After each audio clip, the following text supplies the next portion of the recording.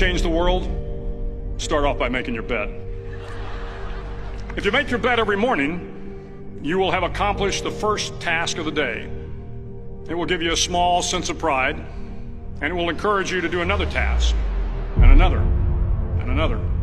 And by the end of the day, that one task completed will have turned into many tasks completed. Making your bed will also reinforce the fact that the little things in life matter. If you can't do the little things right, you'll never be able to do the big things right. And if by chance you have a miserable day, you will come home to a bed that is made, that you made. And a made bed gives you encouragement that tomorrow will be better. To pass SEAL training, there are a series of long swims that must be completed. One is the night swim. Before the swim, the instructors joyfully brief the students on all the species of sharks that inhabit the waters off San Clemente. They assure you, however, that no student has ever been eaten by a shark, at least not that they can remember. But you are also taught that if a shark begins to circle your position, stand your ground. Do not swim away. Do not act afraid. And if the shark, hungry for a midnight snack, darts towards you, then summons up all your strength and punch him in the snout, and he will turn and swim away. There are a lot of sharks in the world. If you hope to complete the swim, you will have to deal with them. So if you want to change the world, don't back down from the sharks. Over a few weeks of difficult training, my SEAL class, which started with 150 men, was down to just 42. There were now 6 boat crews of 7 men each. I was in the boat with the tall guys, but the best boat crew we had was made up of the little guys, the Munchkin crew, we called them. No one was over 5'5". The Munchkin boat crew had 1 American Indian, 1 African American, 1 Polish American, 1 Greek American, 1 Italian American, and 2 tough kids from the Midwest. They out-paddled, outran, and outswam all the other boat crews. The big men in the other boat crews would always make good-natured fun of the tiny little flippers the Munchkins put on their tiny little feet prior to every swim.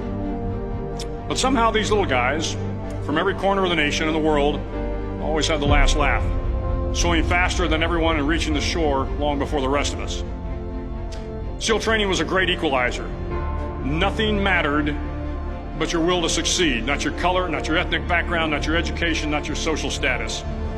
If you want to change the world, measure a person by the size of their heart, not by the size of their flippers. The 9th week of training is referred to as Hell Week. It is 6 days of no sleep, constant physical and mental harassment, and 1 special day at the Mud Flats.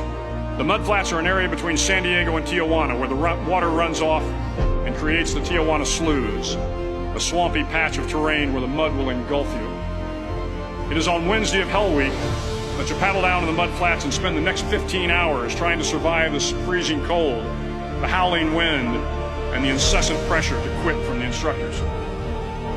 As the sun began to set that Wednesday evening, my training class, having committed some egregious infraction to rules, was ordered into the mud. The mud consumed each man till there was nothing visible but our heads. The instructors told us we could leave the mud if only 5 men would quit. Only 5 men, just 5 men, and we could get out of the oppressive cold. Looking around the mud flat, it was apparent that some students were about to give up. It was still over 8 hours till the sun came up. 8 more hours of bone-chilling cold. The chattering teeth and the shivering moans of the trainees were so loud, it was hard to hear anything. And then one voice began to echo through the night. One voice raised in song. The song was terribly out of tune, but sung with great enthusiasm. One voice became 2, and 2 became 3, and before long, everyone in the class was singing. The instructors threatened us with more time in the mud if we kept up the singing, but the singing persisted, and somehow the mud seemed a little warmer, and the wind a little tamer, and the dawn not so far away. If I have learned anything in my time traveling the world, it is the power of hope. The power of one person, a Washington, a Lincoln, King, Mandela, and even a young girl from Pakistan, Malala. One person can change the world by giving people hope. So if you want to change the world, start each day with a task completed. Find someone to help you through life. Respect everyone. Know that life is not fair and that you will fail often. But if you take some risks, step up when the times are the toughest, face down the bullies, lift up the downtrodden, and never ever give up. If you do these things, the next generation and the generations that follow will live in a world far better than the one we have today. And what started here will indeed have changed the world for the better.